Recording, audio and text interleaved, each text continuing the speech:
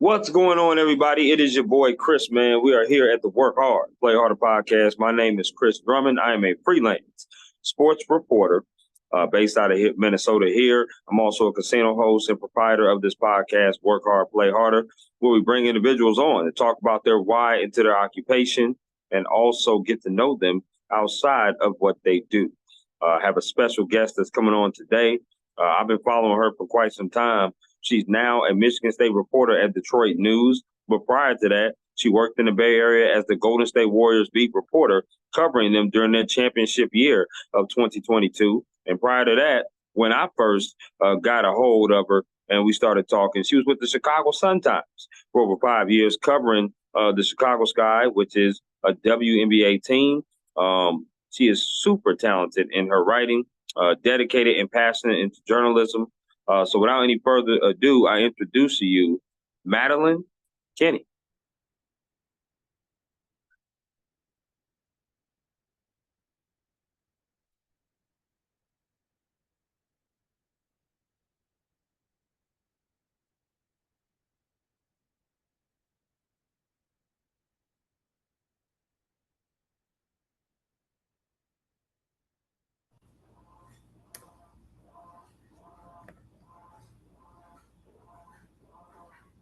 Hello, Madeline. How we doing? I'm good. How are you? Sorry. It's okay. Why are you saying sorry? Just because it took me a second to accept and allow and all that stuff as I logged in. And I know we've Oh, been trying to do this for a few weeks. So, yeah. No, you listen. You're busy. I get it. I'm a journalist too. I've known of you for quite some time. I just want to say thank you for hopping on my podcast. Work hard, play harder. How's your week been going so far, or starting off?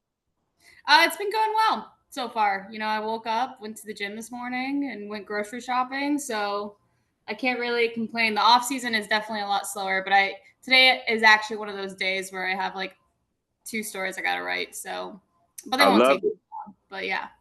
I love that. I do. I just want to reiterate why I wanted to bring you on here before I start like peppering you with all these questions that I have. So we've obviously been talking for a while. We have. We've known each other for quite some time.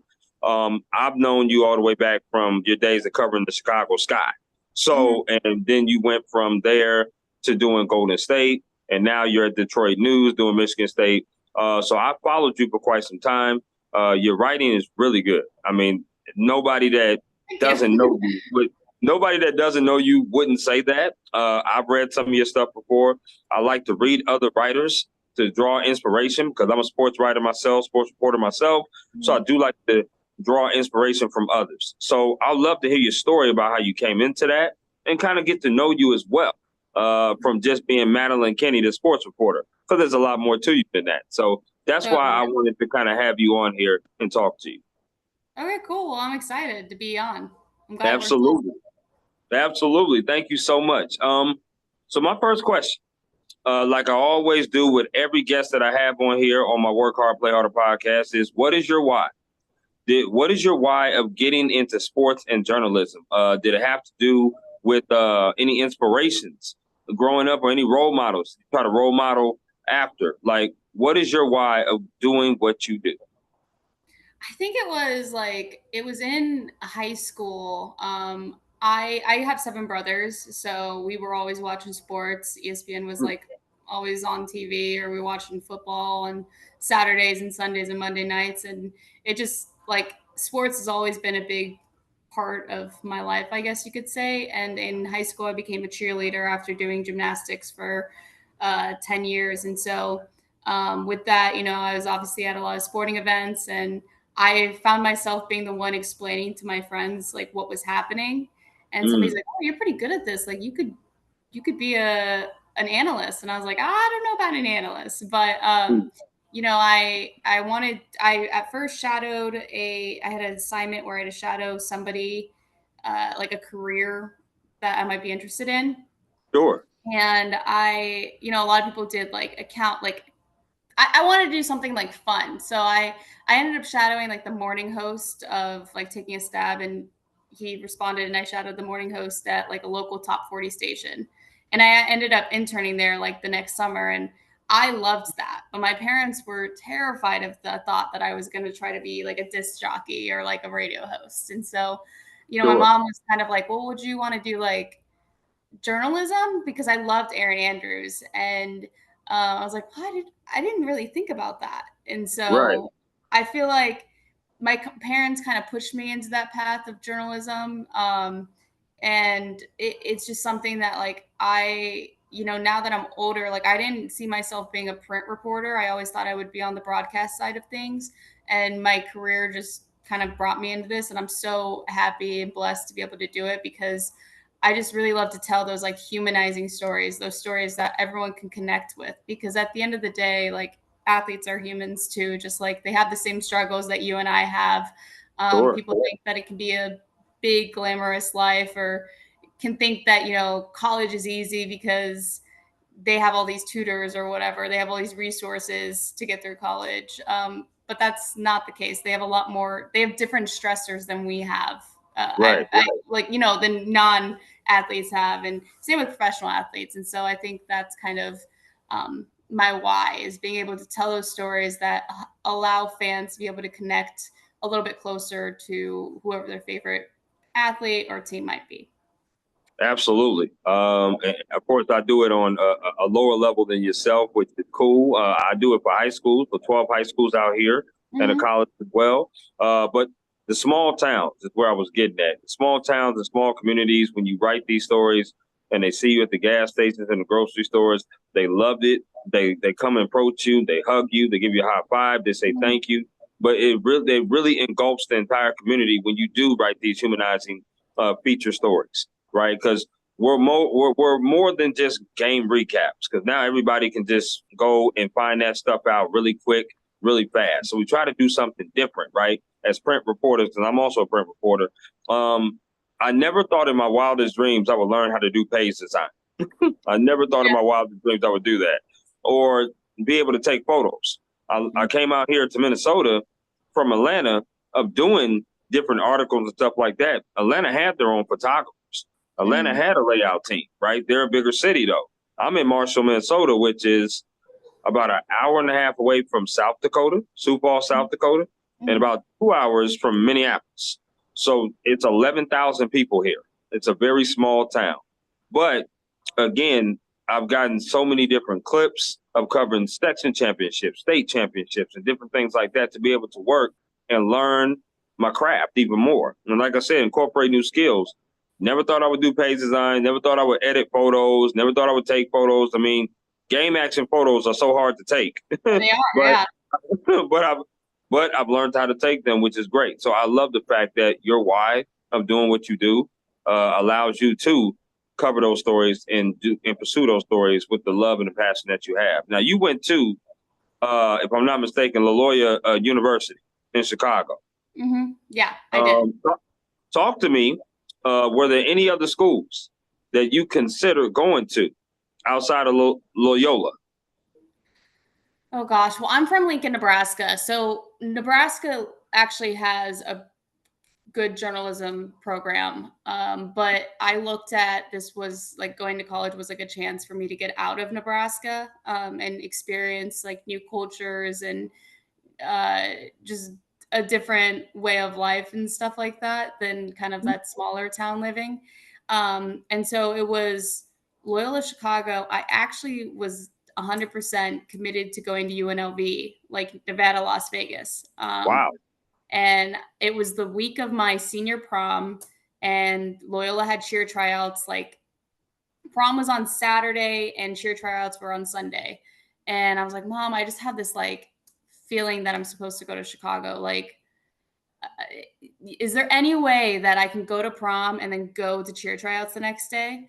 And luckily there was like a 5:30 a.m. flight that if I took it, I would get into Chicago at 6:30, be able to take a train and get there to practice cheer tryouts that were at like 9.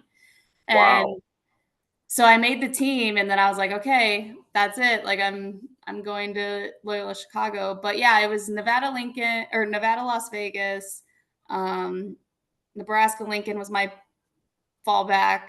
And then, of course I applied to like Northwestern and stuff, but I got like waitlisted and I didn't really after I got waitlisted, it kind of was like, oh, I don't know if this is the right opportunity for me. But I definitely fell into like the perfect situation for me. And, I give a lot of credit to the people that I met at Loyola for all the opportunities that I've had so far in my career. Absolutely. No question. So you were about to be a running rebel. Wow, that's Mhm. crazy. That's My pretty little dope. my little brother actually ended up going to UNLV, and he's also in sports journalism. So Okay, okay. So obviously you two are probably gonna see each other down the line. That's for sure. That's pretty hopefully, awesome. yeah. Yeah, that'd be amazing. I want to ask you some favorite questions. Okay, so you give me some of your favorite things based upon these questions off the rip. Are you with me? Yep.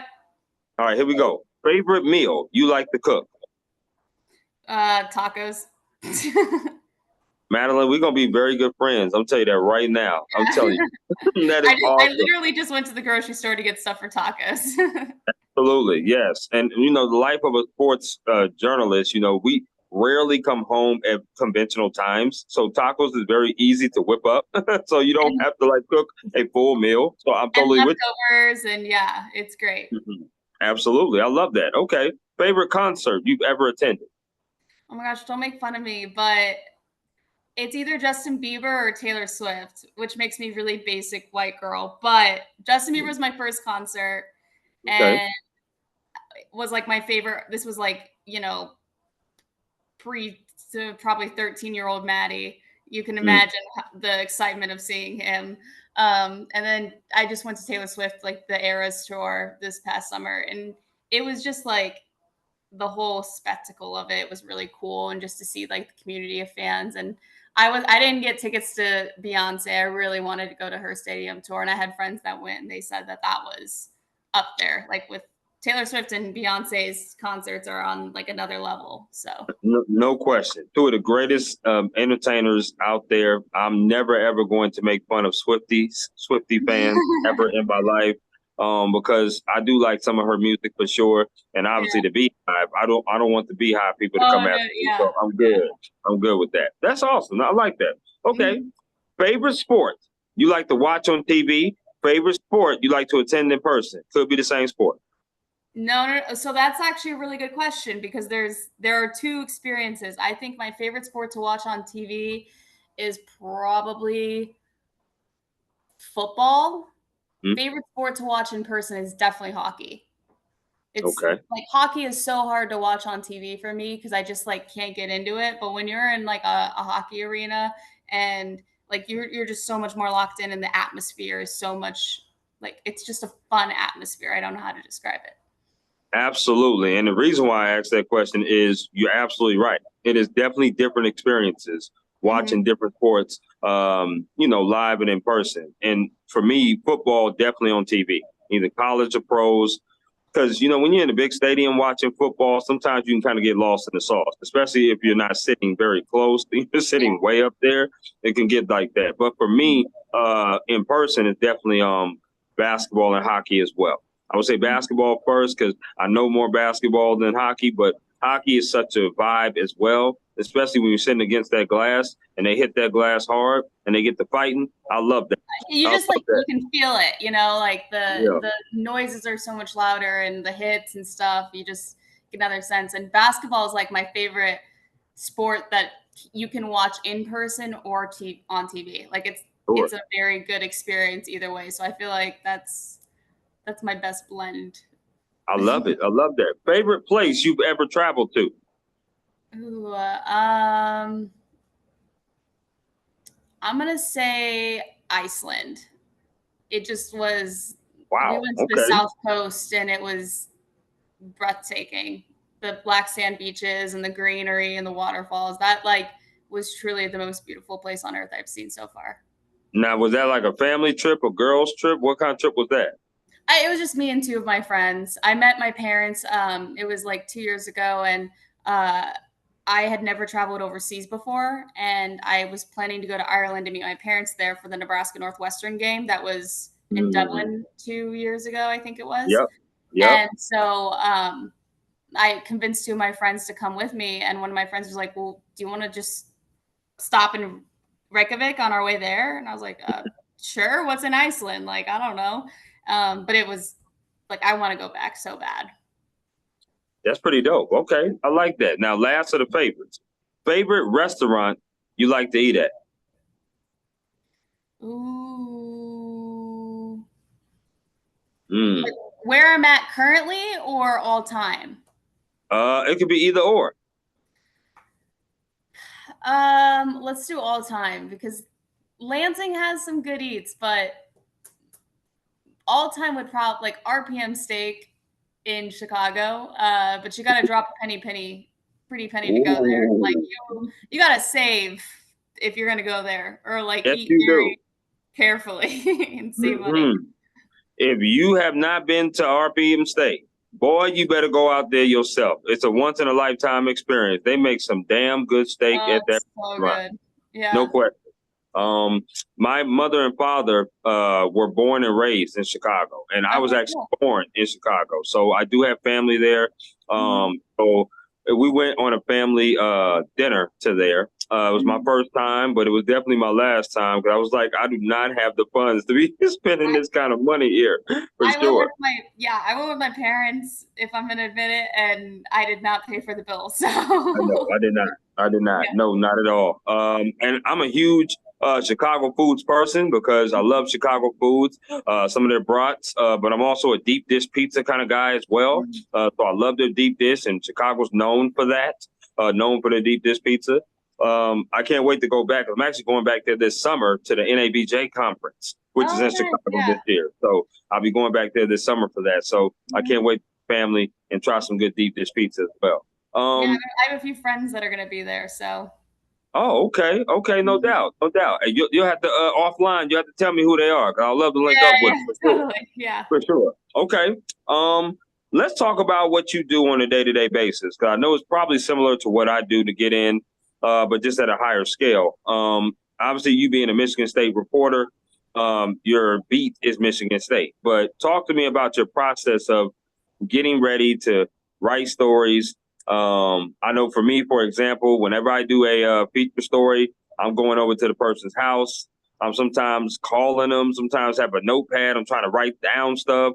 Sometimes when I go and cover games, I'm there an hour before because I'm walking around talking to coaches, talking to different people, trying to get kind of scoop and news from different people that people might not know. So talk to me about your process of how you go in day to day doing your job as a sport journalist. Yeah, I mean, well, as you know, like, and as you would just recognize, like, every day could be different depending on the type of story that you're gonna do. Sure. Like today, I'm doing a three-part series on Michigan State's football's roster as it stands right now, and so I Hmm. already did the offense and defense, and today I'm just doing like a brief on the special teams and the depth there, or who's returning, and you know, uh, not anything too crazy. And then Malik Hall is having a workout with the Warriors today. And so he's going to go on Zoom at like 5:45 p.m. my time. And we're going to just talk to him about like kind of his summer and like how it's been going with some of the pre-draft evaluations and stuff like that. And so, you know, on days like this, I'm definitely like a notepad person. Even when I'm writing my stories, like I take notes as things come into my mind of like, or when I'm looking stuff up and I'm like, that's interesting. Like I have like three notepads, and anyone that like picks up any of my notepads, they have no idea what's going on in them because like one page will be a grocery list, the next page will be like a bunch of Sure. numbers, and then the other page will be a bunch of names or just random phrases and stuff like that, that I Right. know about these guys. And so that's kind of like my process. It's kind of chaos, but in the end, I hope it all makes sense when I actually write the story. Sometimes it helps when I get out of like my own apartment and go to a coffee shop to write, just to kind of Mm. not be as distracted because there's so many distractions at home, obviously. Um, but yeah, that's kind of it, I guess. Now, like you said, the off season is much different than in season. Like Yeah. let's take for example this upcoming fall. Right, August and September will probably be some of the most busiest times for you because we have Michigan State football, obviously the preseason for if I want to say preseason training camp or however it is with Michigan State basketball because basketball will be starting up in November for college. Talk to me about those particular times of your process. How does it differentiate from now? Yeah, and so like when it's in like more of like a when you're in season a little bit more, you have a little bit kind of like a schedule or an idea of where you need to be when. So like the way Michigan State football works is you get the head coach Monday, you get maybe like an assistant coach or players Tuesday. I think Jonathan Smith said he's going to tweak how he's going to have media availability, but there'll be some kind of format like that. And so, Mhm. you know, in the morning, I try to go to the gym before I have to work just to like get it out of the way because I'm not going to the gym after work, you know? And then I go there. I have a general idea of like questions I have or stories I'm thinking about writing that week because you only get the coach once. So before the game, and that's Wow. on Monday. So that's like 6 days of, you know, pages Absolutely. you need to fill or stories you need to have. So I do a lot of prep work on like Sunday night, maybe even Monday morning, just to make sure I'm prepared for that press conference. And then, same with like the players the next day and stuff. You have to be able to walk away with multiple stories that don't necessarily have a shelf life, but you can continue to like produce throughout the rest of the week. Mhm. When it comes to, and same process for basketball. It's not as like regimented of a schedule. We'll usually get like a heads up text like, hey, we're thinking about having practice availability tomorrow. Sure. Does this time work for you guys or whatever? Um, but for football, and then on game days for uh, football, I usually get there like 3 hours before kickoff, maybe even 3.5. Just I try to get there really early, get settled in, kind of go over the game notes, and just kind of like have a general idea. Maybe I'll watch a few other games that are going on, whether that be in the Big Ten or just other games that I'm interested in. Sure. Um, get my pregame coffee, of course, and then watch the game. I'm writing throughout the game because I have to post a story at the buzzer, and then go down, do the interviews, update that story, and then usually have to write another story. Basketball is also very similar, where it's get there. I don't get there as early. I probably get there like an hour before tip or so. Go Sure. down to the court, talk to a few assistant coaches, or if I see somebody that I know or whatever, like go over there and mingle a little bit, see what's going on, and then usually uh, sometimes I listen to Tom Izzo's like radio show before the game. Other times I don't, just because it's not always worth it. And sometimes Right. like getting that face to face time with other people is more important. Um, and then uh, right throughout the game, um, post my story at the buzzer, go down to do the press conference with Tom Izzo, go down to locker room, get players, and then usually update my story and then do a update my story and then usually have another follow story. Absolutely. This is a bonus question because for me particularly, right, we are writing through the game. That's what we do as sport journalists, any type of game. But how long or what is your process? Because for me, I like to transcribe the quotes. Obviously, I have a recorder on my phone, so I like to listen to the quotes, and then that's how I start writing my story. Do Mm-hmm. you do that first, or do you just go into the story and then implement the quotes into it? It depends on like my deadline. Like if I have a Okay. tight deadline, like I'm listening throughout that press conference and writing down either timestamps, or if I'm using Otter, I might highlight Okay. and know like, okay, that's gonna fit here in this story or whatever. Mhm. If I have the actual time to sit down and transcribe, I won't transcribe the entire interview, but I will listen to most of it. Maybe I'll fast forward for a few questions when I know that a guy didn't give an answer that I'm interested in, Right. or Right. maybe it's a topic that doesn't isn't something that I'm going to touch on in my story. Hmm. And so I'll skip through those. But then, yeah, if sometimes I like transcribing and having the quotes. So as I write, I kind of know what I'm thinking and what I'm seeing, and whether that matches up with what players are saying or whatever, or Right. it helps kind of balance it out to be as fair as possible. Absolutely. And no question, the ideal for me would probably be to transcribe. But like you said, sometimes deadlines are very hard. I know we print 5 days a week. I'm not sure Mhm, how many you guys print, but we used to print six, but they dropped it to five. mhm. But 11 o'clock was our 11 o'clock Central Time is our deadline for sure. Yeah, So we got to get that's a stories good in. deadline. Mine's like 9 o'clock sometimes, or 9:45, and then we have a second edition that sometimes if it's not a busy day, I can get in too. So Okay, so I got this bonus question for you. When you have a basketball game that's like at 7:30, how do you get that deadline in?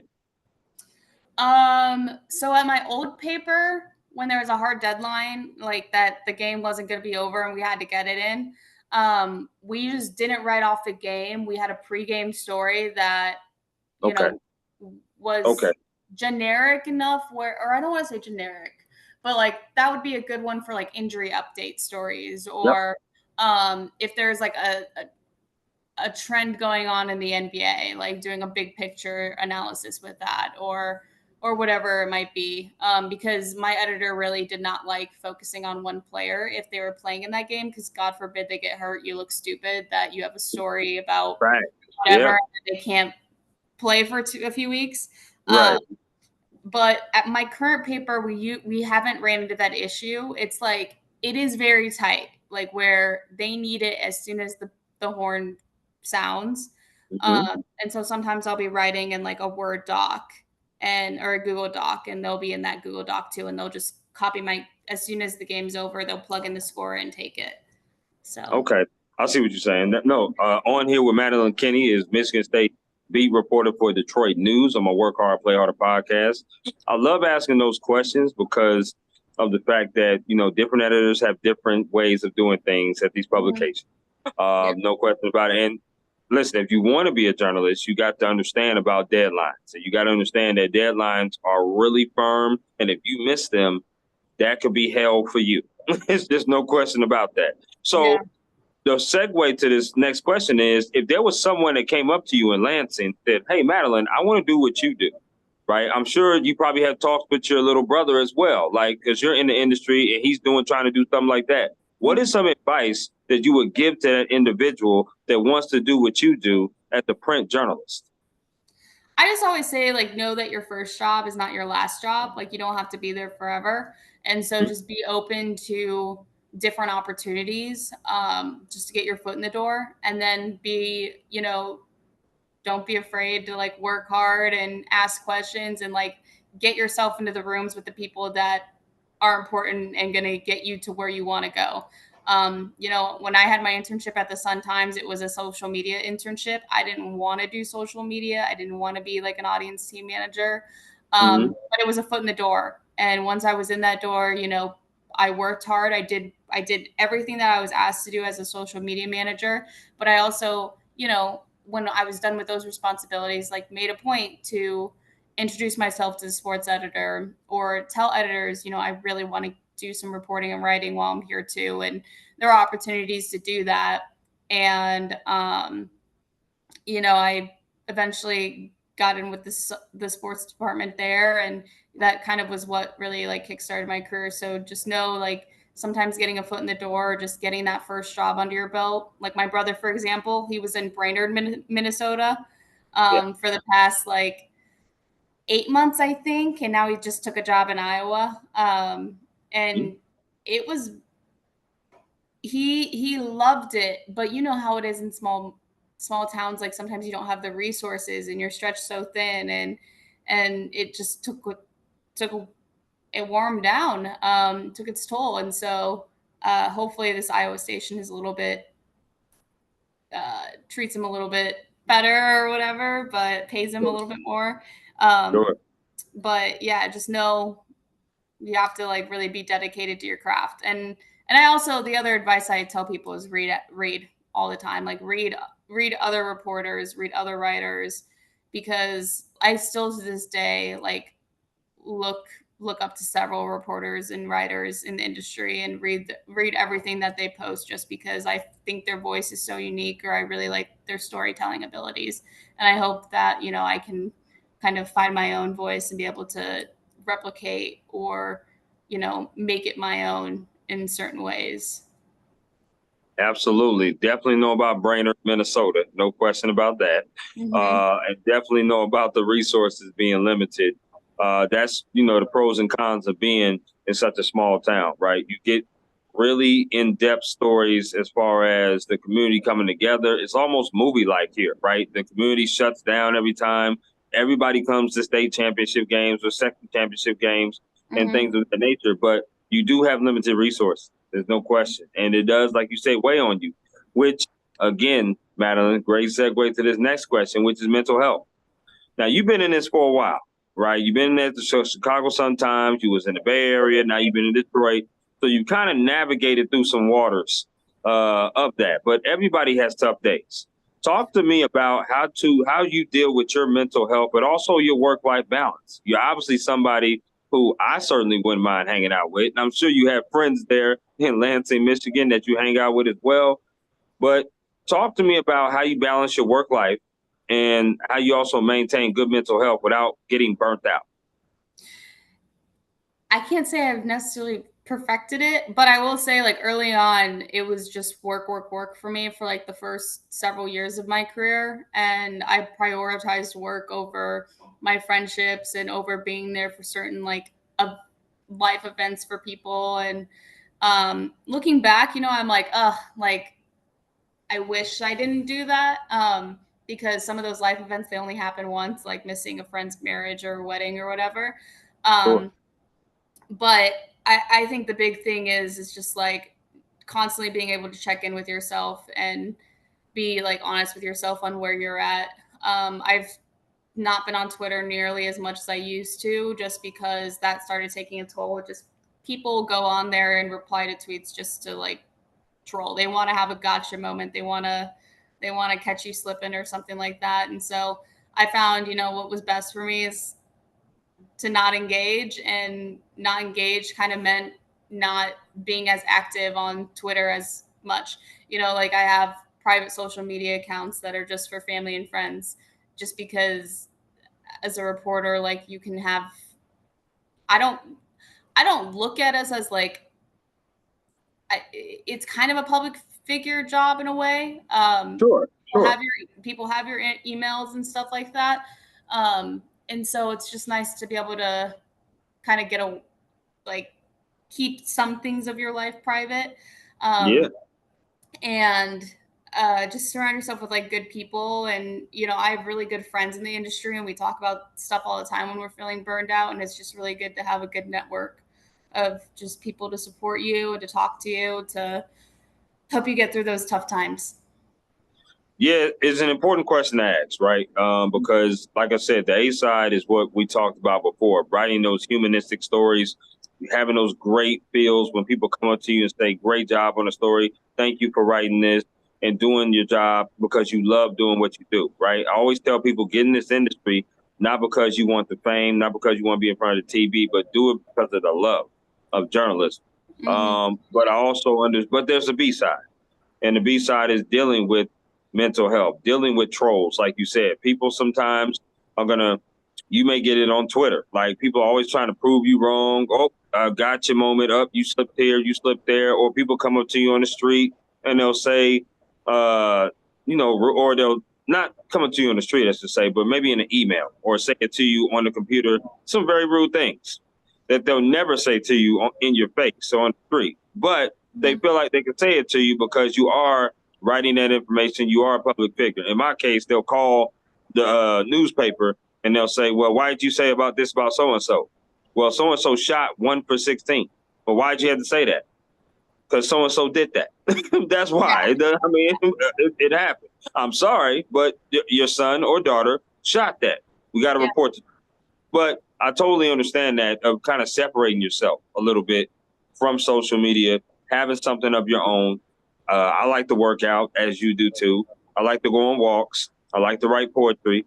I just like to do fun ass shit, for lack of a better word, than not be on social media, because it's just cool to not always have to come home and have to talk about sports.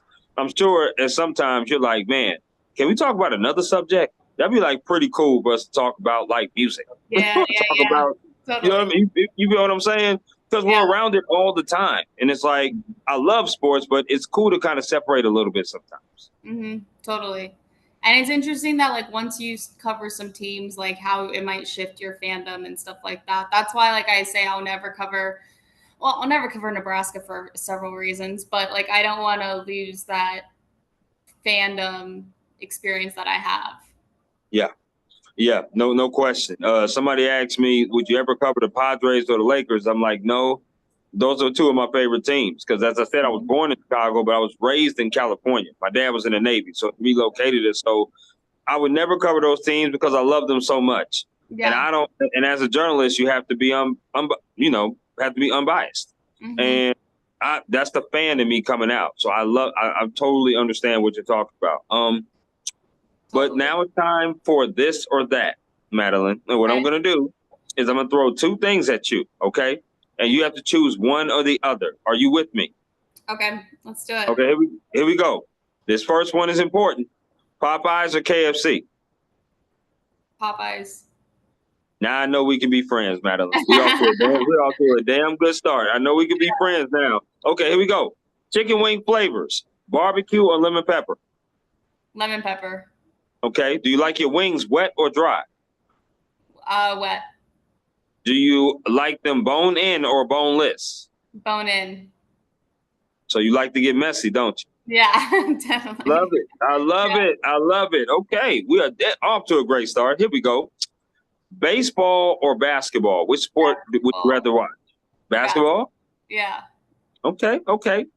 Which sport would you rather play? Badminton or bowling? Badminton. Okay. So you're a terrible bowler? I'm not a great bowler. And I just got humbled by my boyfriend who bowled a 200 last time we went bowling, and I got like 90 something. So he beat me by 100. Okay, yeah, badminton it is. Okay, yeah. I got you. No question. That's all right. That's totally fine. Okay, these next four questions have to do with music concerts you'd rather attend. So, First one up. Which one would you rather attend? Kendrick Lamar or Drake? Kendrick Lamar. Okay, I like that. I actually went to a Kendrick Lamar concert. Did you? How'd you like it? 2017. Oh, it was so much fun. I went with like some friends at the time. It was in Chicago at the United Center. It was really good. Oh my goodness, yes. Kendrick Lamar came out here, and I went to it for his latest album that he had. Now some of his newer stuff is okay, but I like the old Kendrick Lamar a little bit better for me. But I still would choose Kendrick Lamar with Drake. That's for sure. Okay, here we go. Do you think Kendrick won the beef? Oh, no question, he did. Yeah. I agree. No question. I mean, what he solidified it with Not Like Us.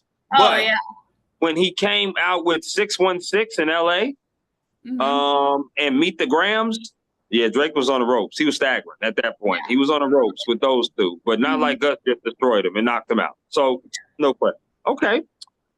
Which concert would you rather attend? Luke Combs or Luke Bryan? Luke Bryan, I think. Oh, okay.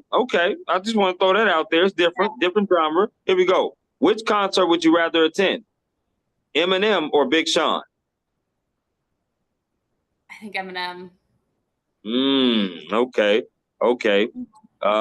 Which concert would you rather attend? J. Cole or Lil Wayne? Ooh. Uh-oh, that made her think. That must be a good one. I've been listening to a lot of J. Cole lately, so I'm leaning J. Cole. But if you would have asked me this question like 10, 12 years ago, it totally would have been Lil Wayne. Oh, there's no question. No question. I think I would choose J. Cole, but it's close. Because Lil Wayne and those Carter albums is something different. I don't know if you're familiar with the Carter albums, but those Carter albums are really good. Really good. Yeah. So, okay. I like that. Do you like desserts? Yeah, I'm definitely a sweet treat person. Okay, so here we go. I'm going to throw 4 different desserts at you. You have to choose one of these to eliminate that you'll never eat again. Okay? So here we go. First one is cookies. There's any type of cookie. The next one is candy. So that's chocolate or gelatin, either one. The next one is ice cream. The last one is cakes. Which one are you getting rid of? I think cakes, because I can still have ice cream, and I like ice cream cakes, and I can still have cookies, which is kind of like cakes. So I think I'm going to do cakes. Okay. Just when it's time to bake a cake, let's be real. I feel it. I would have chose candy because I don't know if I can give up red velvet cake. Red velvet cake is my favorite cake of all time. I don't know if I can give that up. Or a pound cake. I don't know if you had pound cake before. Yeah, I have. That is good. Now you say it. Angel food cake is good. It's just tough, but I get it. But I It's like a tough candy. question. Yeah. I know. It's a tough question. I totally understand that. Okay, here we go. Do you like potato chips? Yes. Okay, so same format. I'm gonna throw 4 brands at you. You got to get rid of one of these. Okay, so the first one is Doritos. Okay. The next one is Ruffles. The next one is Lay's. The last one is Pringles. Which one are you getting rid of? Lay's. Yeah, Madeline, we're gonna be very. And I love Doritos, and I love Pringles and Lay's. I love Lay's, but that's the odd man out. Yeah, we definitely gonna be besties, Madeline. I can tell. I can tell. This is solid. You are absolutely solid as a rock. I love it. Okay, because I would have got rid of Lay's too. Yeah. Okay, so this next question has to do with if you wasn't in sports journalism, what career would Madeline have pursued and why?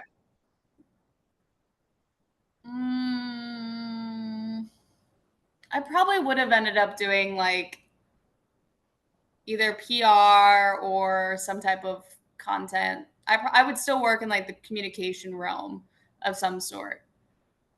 Maybe event planning. I don't know. That's a good question. I haven't thought too much about it. I love it. For me, it would be theater for sure. I love musicals. I love just plays in general. So yeah, theater would definitely be for me. Yeah, absolutely. Talk to me about Lansing. Now, I've never been to the city of Detroit or the city of Lansing, period, but Detroit's pretty close, I would like to think. Have you ever been to Mom's Spaghetti, Eminem's restaurant? No, I haven't been to Mom's Spaghetti yet. Okay. It's on the list of things to do. Next time I'm in Detroit, I'll make my friends go. Okay, so talk to me about Lansing and talk to me about what should I do in the city of Lansing. Talk to me how far that is from Detroit because I'm thinking about going to a Detroit Lions game this year. I'm thinking about doing that because I love traveling, love going to different cities and stuff. So talk to me about what should I do when I touch down in Michigan. Yeah, I mean, so you're gonna fly to Detroit, and Detroit has a lot of like it's a great food scene. Like it's kind of an underrated one. I didn't realize that until moving here and having friends that like know where to go and stuff. Like I think I've had my best burger. It was like a Peruvian place not too far from the ballpark, but I'm blanking on the name right now because there's a pizza place in Ferndale called Como's that I've had way too many times, but it's probably some of the best Detroit style pizza you're gonna get, just because the sauce is so flavorful and stuff. The edges are so crispy.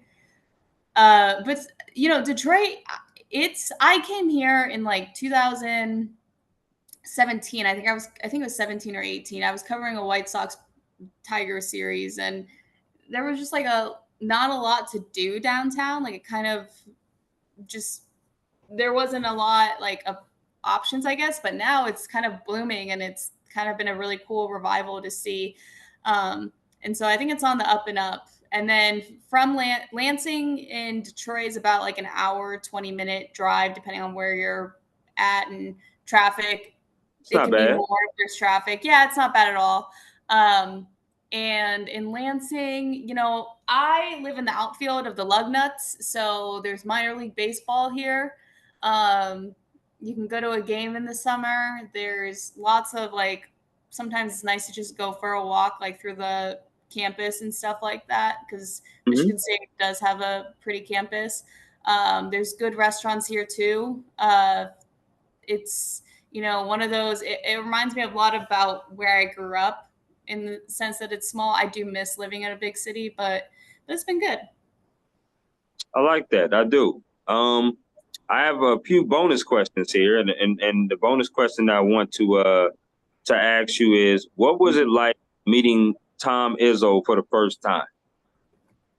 Yeah, so Tom and I talked on the phone about a year before I took this job. I did a story on Draymond being inducted into Michigan State's Hall of Fame, and Tom took the time to let me call him.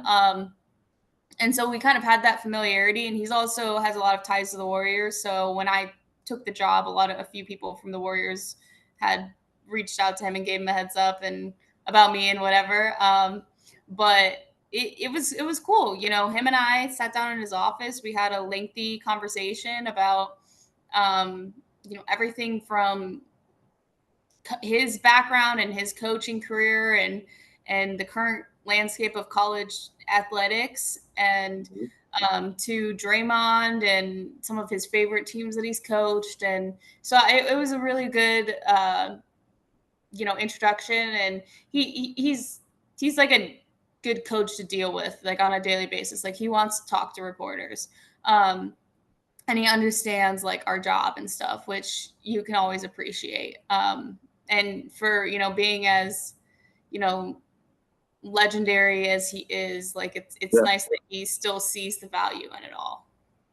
I love that. Now, obviously, talk to me about, because you've had a chance to cover a couple of champions, right? The Chicago Sky, when Candace Parker was there, you covered them. If I'm not mistaken, you were still at the Sun Times.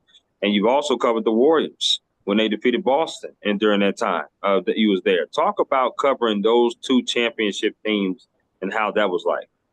Yeah, and I covered Michigan's championship win for football this spring because earlier this year it wasn't spring yet because another reporter that would have normally doesn't really like to fly, so they just sent me down. I mean, it's cool, it's a lot of work. It's a lot of fun. You get to meet a lot of new reporters and stuff like that. You make friends with a lot of them. I just really like just the atmosphere of it all, and getting to the idea of like chronicling a piece of history is really cool and neat to me. But it's definitely a lot of work. And it doesn't stop once they win, because then you have the parade and then you have, everything else that can come with it in the aftermath. But it's a lot of fun. Yeah, if anybody follows you on social media, one of your pictures is you're on one of those buses at the parades. I was on Jordan Poole and Andrew Wiggins' bus. Sure. So that's amazing. That's awesome. I mean, anytime that you get a chance to cover something, yes, like you said, it's a lot of work, but it's a rarity that people get to be in that position, to be able to be on a bus with their team while everybody's watching you drive by and go by. That's pretty awesome. And yeah, like you said, Michigan did win the national championship this past season, for sure. I'm going to get you out of here on these two questions. The next question I'm going to have for you is advice. Now, we talked about advice you would give somebody, but what is some advice that someone has gave you that you hold on dearly to? I had another reporter tell me when I was freaking out about a story on Deadline not being good that no Pulitzer has been won on Deadline. And so just kind of giving yourself a little bit of peace of mind and knowing that not every story you turn on in is going to necessarily be your best, and you're going to